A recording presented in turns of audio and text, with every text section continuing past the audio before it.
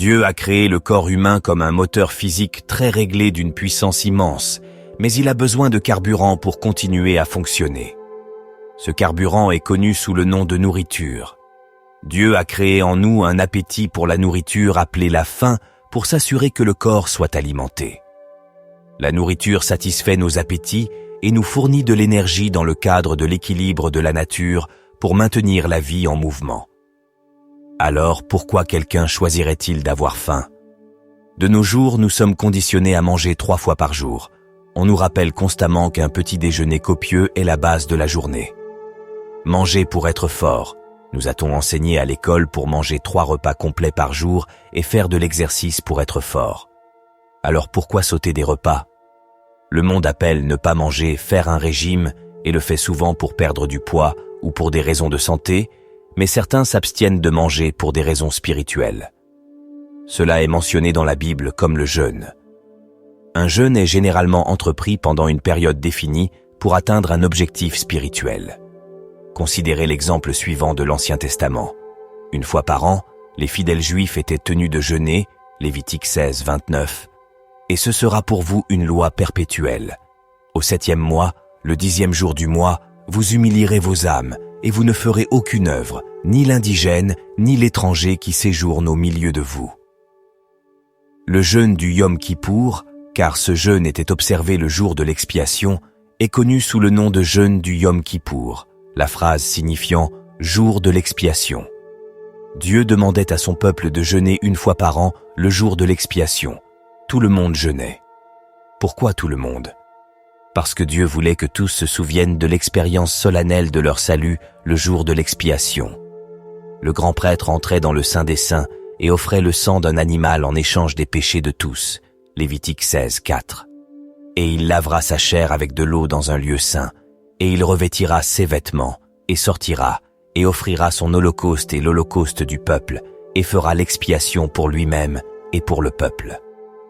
Parce que le jour de l'expiation traitait des péchés de la nation, tout le monde jeûnait pour s'identifier au grand prêtre qui sacrifiait un agneau pour le pardon de leurs péchés. Jésus a dit à ses disciples, Matthieu 6, 16, 18, « Quand vous jeûnez, ne prenez pas un air triste comme les hypocrites, car ils se rendent le visage sombre pour montrer aux autres qu'ils jeûnent.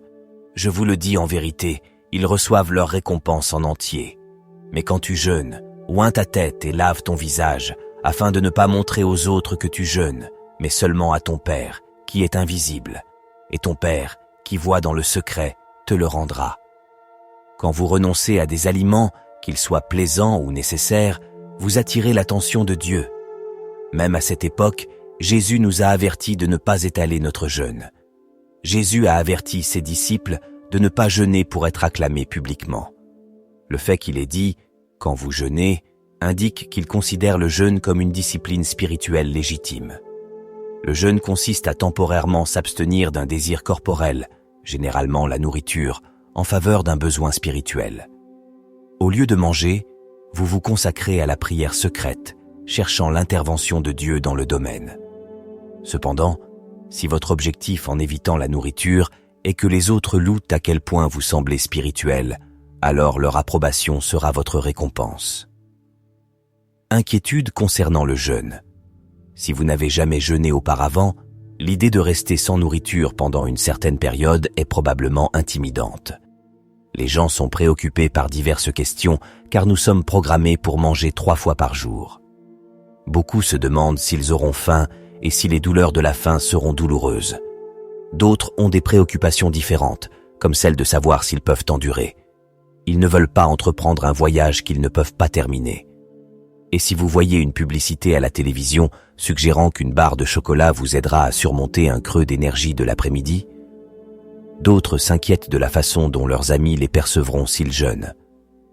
Mes amis vont-ils penser que je suis étrange s'ils découvrent que je jeûne? La réponse est simple. Vous ne jeûnez pas pour impressionner vos amis et vous ne leur dites généralement même pas. Comme mentionné précédemment, Jésus a dit « Quand vous jeûnez, oignez votre tête et lavez votre visage, afin de ne pas montrer aux autres que vous jeûnez, mais seulement à votre Père, qui est invisible. Et votre Père, qui voit dans le secret, vous le rendra ouvertement. » Matthieu 6, 17 et 18. Jésus nous rappelait de ne pas faire étalage extérieur de notre dévotion religieuse envers Dieu. Au lieu de cela, le jeûne est un engagement privé entre vous et Dieu. Vous pouvez jeûner en privé et ne le dire à personne. D'autres fois, vous pouvez participer à un jeûne public, comme avec votre église ou une autre personne, pour résoudre un problème. Esdras a jeûné avec 4000 personnes, et Esther a demandé à tous les croyants juifs de jeûner pour une intervention divine.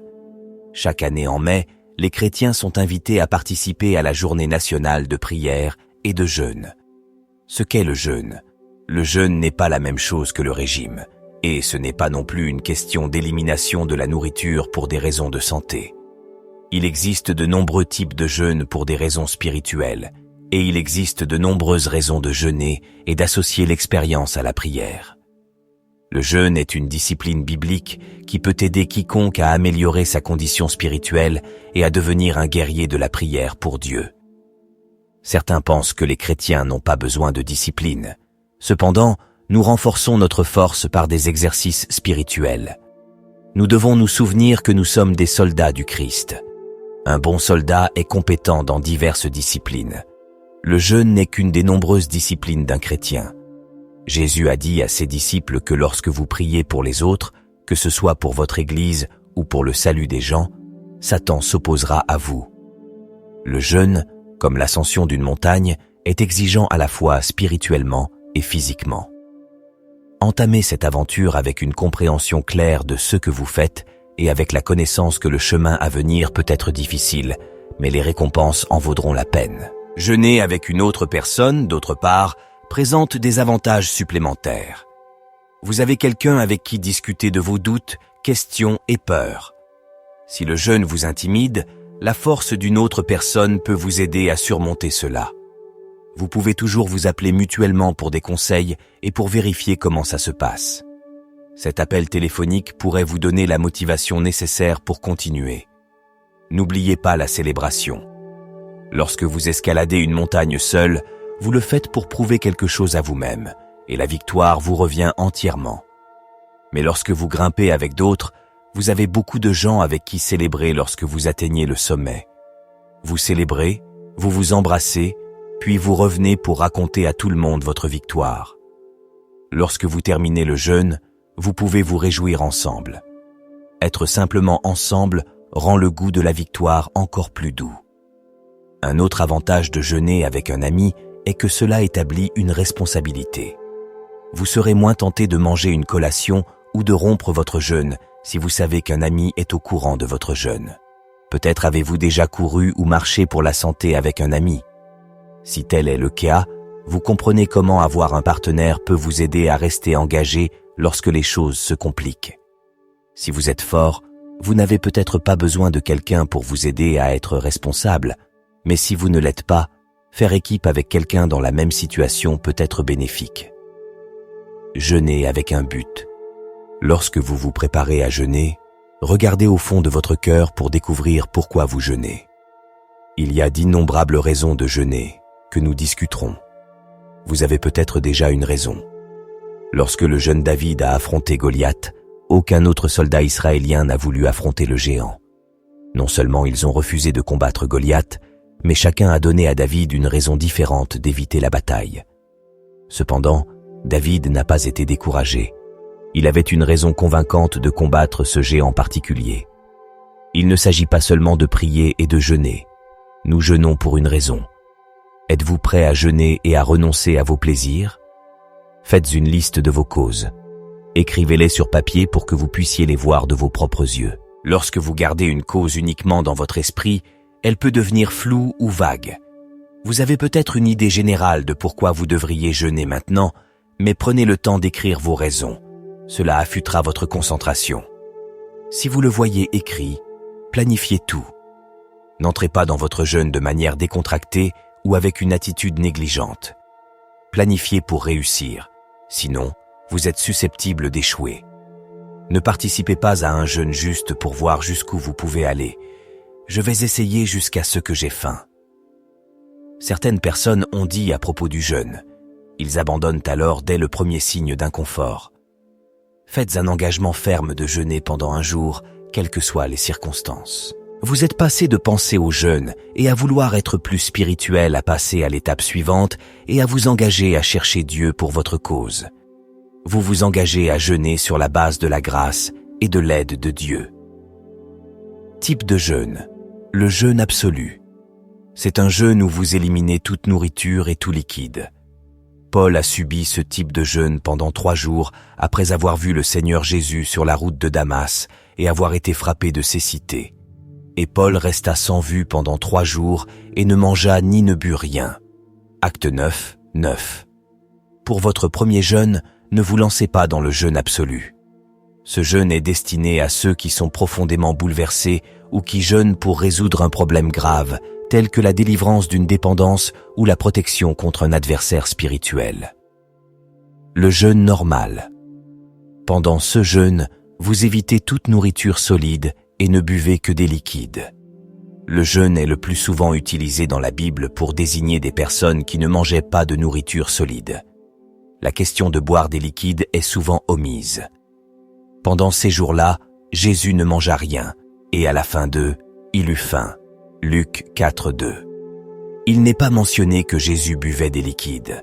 Lorsque les gens jeûnent, que boivent-ils? Beaucoup suppriment les boissons plaisantes comme les sodas et divers types de jus de fruits. Cela correspond à la description de l'Ancien Testament de l'affliction et du jeûne, Ésaïe 58, 3. Le jeûne partiel. Dans ce jeûne, vous éliminez certains liquides ou solides, mais pas tous. C'est aussi connu sous le nom de jeûne de Daniel, car il ne voulait pas manger à la table du roi, mais a insisté dans Daniel 1,12. Fais-nous l'épreuve pendant 10 jours, et qu'on nous donne des légumes à manger et de l'eau à boire. Le jeûne n'a pas nui à Daniel ni à ses amis. À un autre moment, Daniel a reflété l'esprit du jeûne partiel dans Daniel 10. 3. Je ne mangeai aucun mets délicat, il ne me monta ni viande ni vin à la bouche, et je ne moignis point jusqu'à ce que les 3 semaines fussent accomplies. Ce jeûne partiel spécifie ce que Daniel évitait.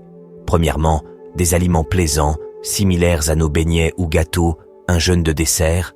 Deuxièmement, de la viande, un régime sans viande. Et troisièmement, du vin, tout ce qui est plaisant ou apporte de la joie. Le jeûne de John Wesley. En tant que fondateur et leader du grand mouvement méthodiste, Jean Wesley appelait tous ses prédicateurs de circuit à la Nouvelle-Chapelle ou à Londres pour une conférence tous les 2 ou 3 mois pour se préparer spirituellement à la conférence.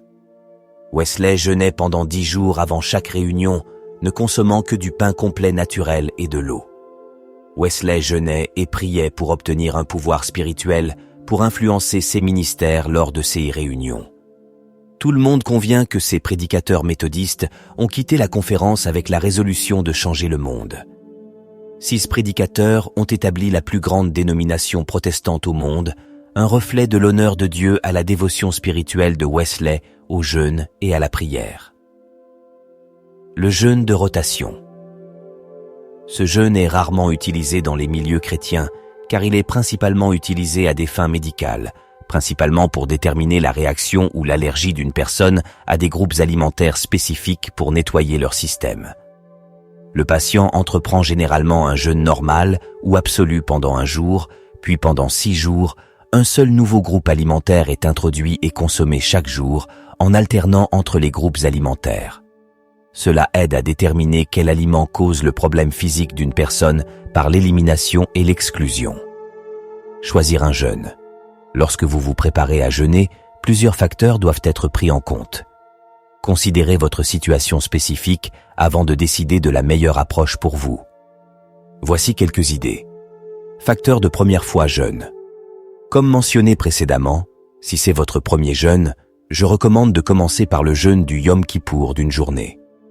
Si vous souhaitez jeûner pendant une période plus longue pour résoudre un problème sérieux ou continu, jeûner 1 jour par semaine pendant 3 semaines pourrait être préférable de commencer par un jeûne de 3 jours. N'oubliez pas, si c'est votre premier jeûne, vous vous lancez dans un voyage inconnu. Vous devez procéder avec prudence car vous apprenez de nouvelles compétences et attitudes pour votre corps et votre âme. Votre premier jeûne devrait être un jeûne normal où vous ne mangez rien et ne consommez que des liquides pendant 1 jour. Cette pratique aidera votre corps à ne pas réagir négativement si vous éliminez plus tard à la fois la nourriture et le liquide. Facteur de correspondance. Vous devriez essayer de faire correspondre la raison de votre jeûne au type de jeûne. Choisissez un jeûne normal pour une demande habituelle. Choisissez un jeûne avec des exigences plus strictes pour un problème plus sérieux. Facteur de confort. Vous devriez vous sentir en paix tant avec la durée qu'avec le type de jeûne. Évidemment, lorsque vous décidez ce que vous allez éliminer en priant, vous ne devriez pas vous douter, ni vous sentir coupable de faire quelque chose de mal. Choisissez un type de jeûne qui vous permette d'être à l'aise avec votre décision. Facteur de calendrier. Divers facteurs influencent votre décision de jeûner ou la durée de votre jeûne. Vous devriez réfléchir à votre emploi du temps hebdomadaire. Quels jours de la semaine ne sont pas propices au jeûne? Quel événement spécial se prépare quand le jeûne n'est pas recommandé? Action de grâce, Noël, mariage, etc. Ne commencez jamais un jeûne par un long jeûne, car vous n'avez aucune idée de ce à quoi vous attendre de votre corps ou de votre réaction émotionnelle. Un jeûne d'une journée est très gérable. Quel que soit le jeûne que vous choisissez comme premier, gardez à l'esprit que c'est un acte de foi. Dieu voit votre cœur et vous récompensera en conséquence. Prière. Que Dieu nous accorde la sagesse de comprendre le but spirituel et les bienfaits du jeûne, nous rappelant que ce n'est pas seulement l'abstention de nourriture qui nous rapproche de lui, mais la sincérité de notre cœur et la recherche d'une connexion plus profonde par la prière. Puissions-nous jeûner non pas pour être visibles aux yeux des autres, mais pour être visibles au cœur de Dieu, qui voit en secret et récompense ouvertement. Nous remercions le Seigneur pour la force et la discipline que le jeûne nous procure, nous apprenant à dépendre davantage de lui et moins de nous-mêmes. Amen. Si ce contenu vous a été précieux, je vous demande votre soutien avec votre abonnement pour ne pas manquer nos prochaines vidéos. Ensemble, nous pouvons éclairer davantage d'esprit et élargir notre compréhension. Merci d'être ici et que Dieu vous bénisse.